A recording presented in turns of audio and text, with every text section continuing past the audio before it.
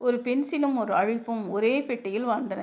Pencil எப்பொழுதும் எழுதி கொண்டே இருக்கும். அழிப்பு அமைதியாக பக்கத்தில் படுத்திருக்கும்.